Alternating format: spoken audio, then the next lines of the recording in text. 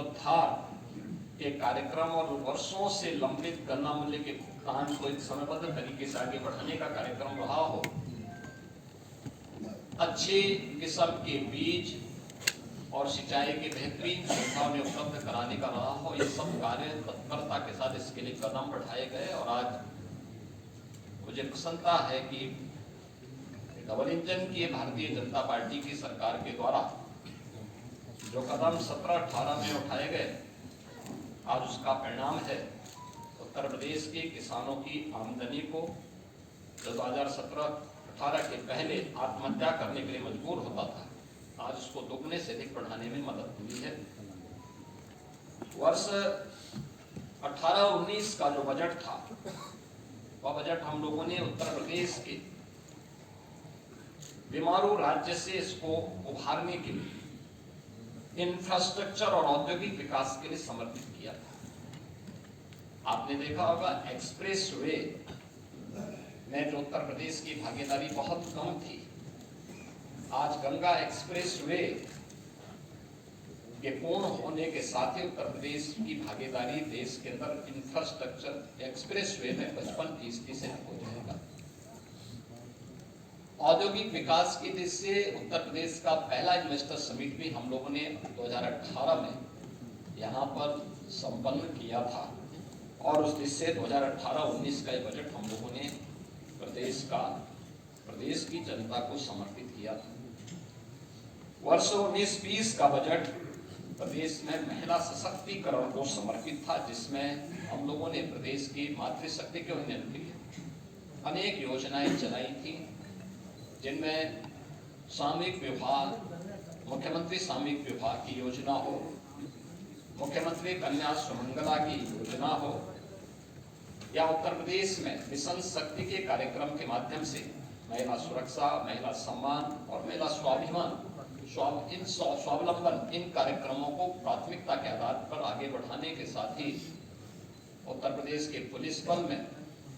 महिलाओं की भर्ती को 20% अनिवार्य करने के कार्यक्रम को प्राथमिकता देते हुए आगे बढ़ाने का कार्यक्रम, ये महिला सशक्तिकरण के लिए उठाए गए कदमों का परिणाम था। वर्ष 2020-21 का बजट हम लोगों ने उत्तर प्रदेश के युवाओं को और उनके लिए अधिक से अधिक एम्प्लॉयमेंट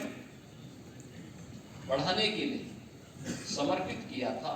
और इसमें 2 करोड़ युवाओं को टैबलेट और स्मार्टफोन के माध्यम से तकनीकी दृष्टि से सक्षम बनाने के कार्यक्रम को आगे बढ़ाने, अनेक अन्य कार्यक्रमों को इस दृष्टि से हम लोगों ने प्रदेश की जनता जनार्दन के लिए समर्पित, युवाओं को समर्पित किया था। 2021-22 का जो बजट था हमारी सरकार का, वह स्वावलंबन से सशक्तिकरण की ओर था। एमएसएमई की योजनाओं के माध्यम से प्रदेश के परंपरागत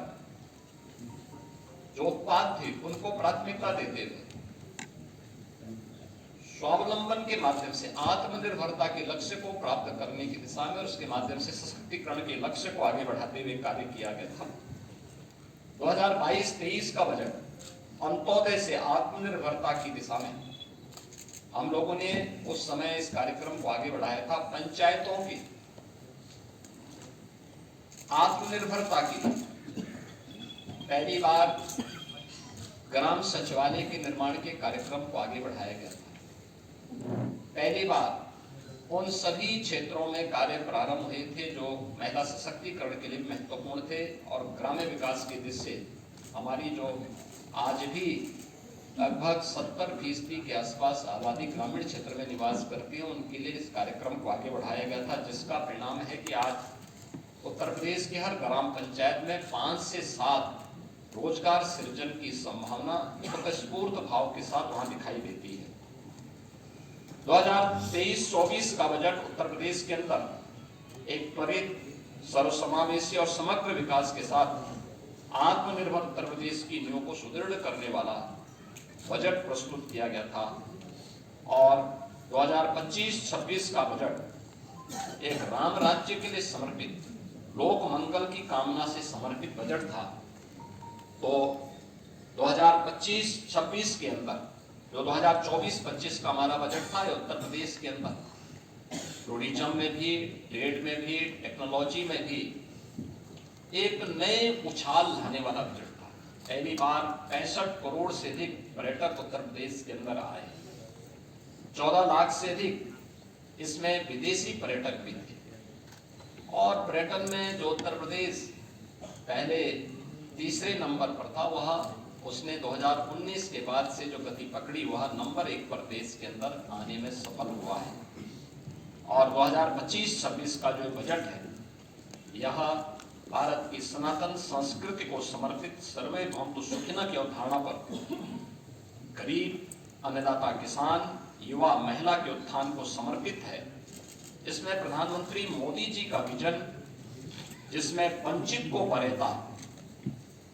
यानी वंचित को वरीयता उसका एक थीम है, उसका केंद्रीय भाव है, इसको समर्पित है। इस बजट का जो दायरा, जो कि वित्त मंत्री जी ने अपने बजट भाषण में भी कहा कि 8,08,736 करोड़ रुपये से अधिक का ये बजट है, जो 2024-25 की तुलना में 9.8% अधिक है। इसमें एक तरफ जो बजट का आकार में बढ़ोतरी ये राज्य के सामर्थ्य को प्रदर्शित करता है, तो दूसरी ओर यह बजट डबल इंजन सरकार की प्रतिबद्धता को भी दिखाता है। इस बजट में हमने 2,25,561 करोड़ 49 लाख रुपए कैपिटल एक्सपेंडिचर के लिए इसमें प्रस्तावित किया है, जिसके माध्यम से इंफ्रास्ट्रक्चर पर धनराशि जो व्यय होगी, इससे अधिक रोजगार की सृजन इसके माध्यम से होंगे और यह अर्थव्यवस्था को सुदृढ़ करता है। हमने प्रदेश के अंदर 2017-18 में जब उत्तर प्रदेश की अर्थव्यवस्था, जो प्रदेश की कैसे हमने इसको बढ़ाने में सफलता प्राप्त की है, जो जीडीपी थी वह 12,89,000 करोड़ रुपए की थी, वह आज 24-25 में जो उसका अनुमान है वह 27,51,000 करोड़ रुपए होने का अनुमान वह है। और ये दिखाता है कि इसमें 3 वर्ष का कालखंड ऐसा था जब वैश्विक महामारी कोरोना जैसी त्रासदी का सामना करना पड़ा था, जो आर्थिक दृष्टि से अत्यंत पूरी दुनिया के लिए, केवल भारत के लिए नहीं या केवल यूपी के लिए नहीं, बल्कि पूरी दुनिया के लिए अत्यंत कठिन समय था। और आज उसी का परिणाम है कि 2016-17 में जिस उत्तर प्रदेश की अर्थव्यवस्था देश के अंदर 6ठी-7वीं अर्थव्यवस्था मानी जाती थी, आज उत्तर प्रदेश ने जो लंबी छलांग लगाई है, परिणाम है कि उत्तर प्रदेश आज देश का दूसरी बड़ी अर्थव्यवस्था के रूप में उभरा है। उत्तर प्रदेश के अंदर इसके लिए हमें रेवेन्यू लीकेजेस को समाप्त करने पड़े थे। टेक्नोलॉजी का अधिक से अधिक उपयोग किया गया था। हमें प्रदेश के अंदर राजस्व प्राप्ति के अपने नए साधन उपलब्ध करवाने पड़े थे। और मुझे बताते हुए प्रसन्नता है कि आज उत्तर प्रदेश ने जो कदम उठाए हैं 22-23 हो, 23-24 हो या 24-25 के दौरान, देश के सभी राज्यों में उत्तर प्रदेश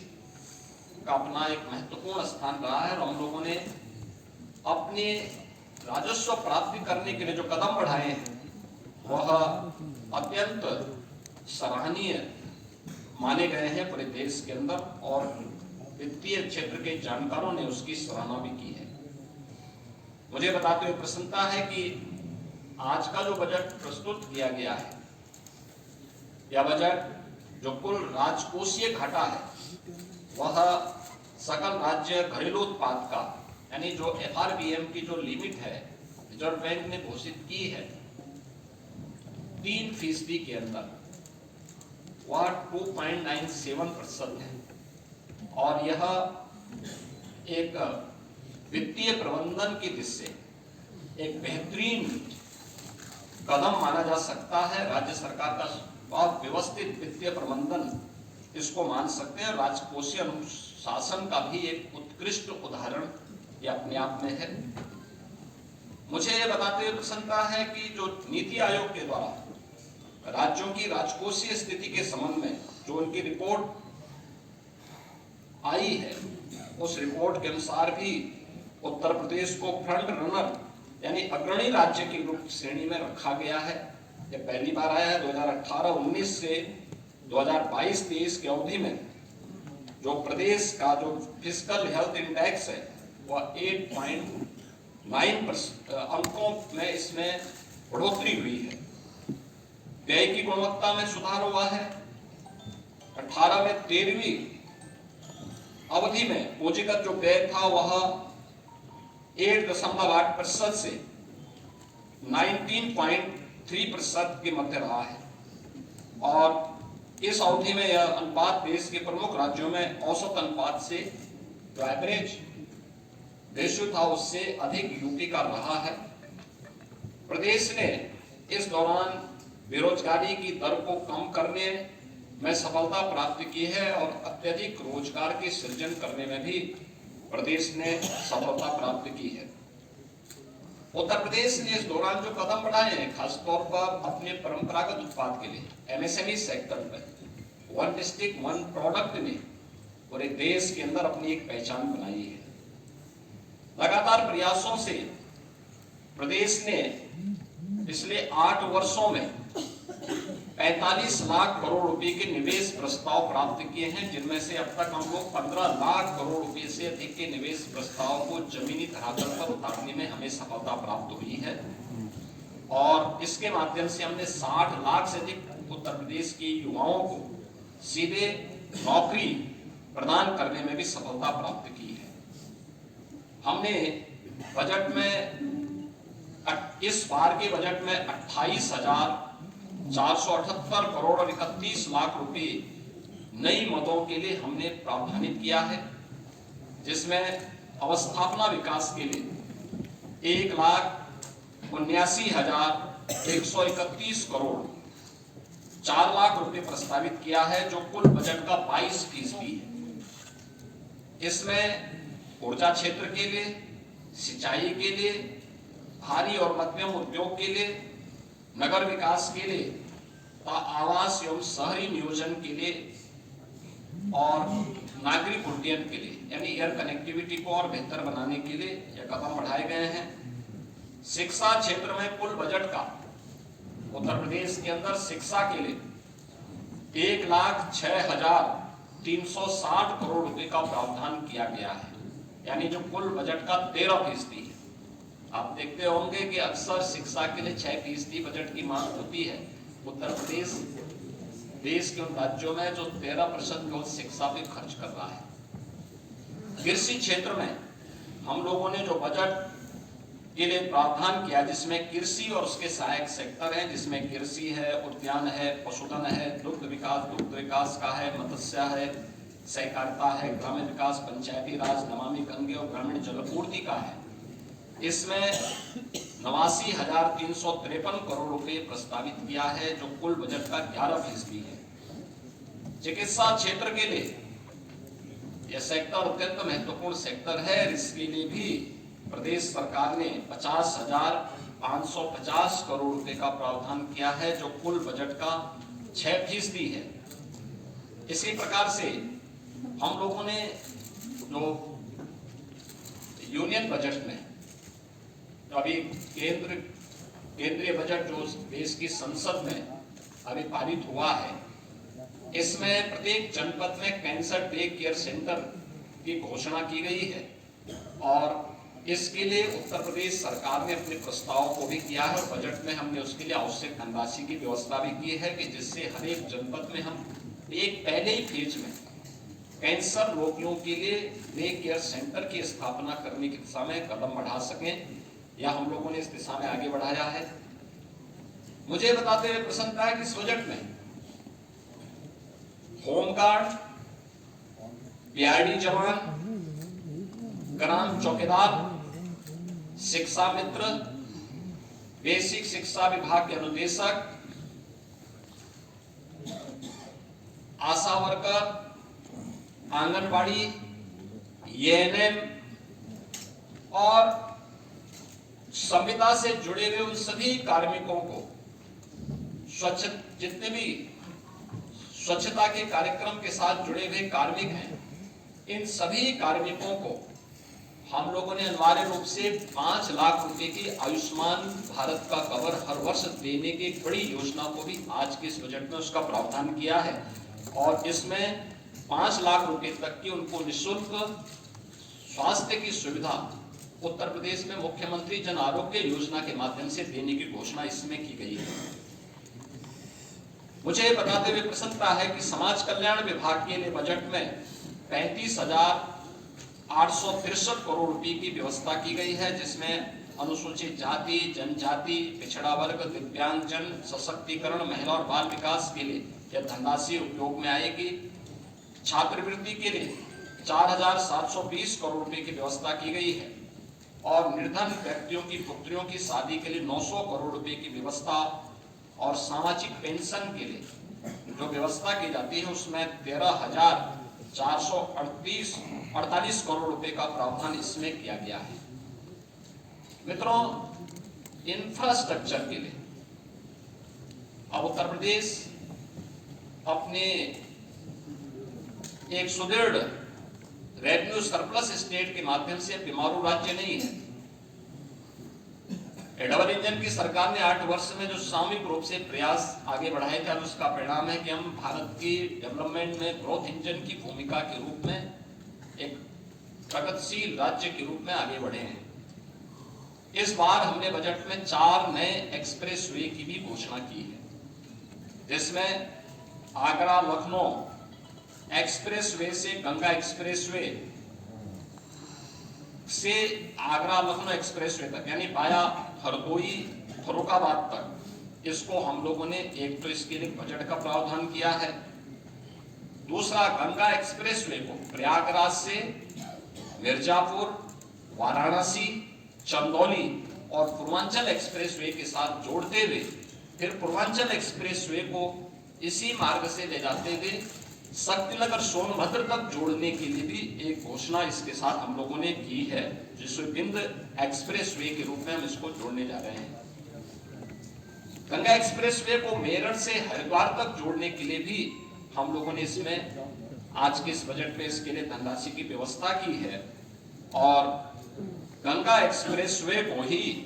हम लोगों ने बुंदेलखंड एक्सप्रेसवे के साथ जोड़ने के लिए भी धनराशि की व्यवस्था आज के इस बजट में प्रस्तावित की है। प्रयागराज में महाकुंभ के अवसर पर इस बार हमारे जो अनुभव रहे हैं उसको देखते हुए हम लोगों को ये अनुभव हुआ है कि वहां पे आवागमन को और सुगम बनाने के लिए 2 नए ब्रिजेज बनाने बहुत आवश्यक हैं। एक शास्त्री ब्रिज के साथ पैरेलल गंगा नदी के ऊपर और एक यमुना नदी के ऊपर जो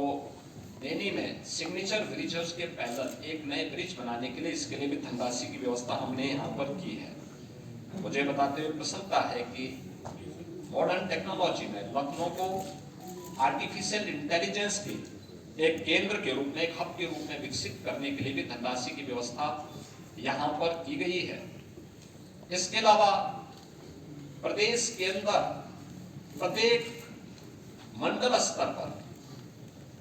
प्रदेश सरकार ने एक कन्वेंशन सेंटर जो भी हमारे बनेंगे, जिसमें बड़े पैमाने पर हम लोग वहां के सार्वजनिक कार्यक्रमों को आयोजित कर सकेंगे, इनके निर्माण के लिए हम लोगों ने धनराशि का प्रावधान किया है।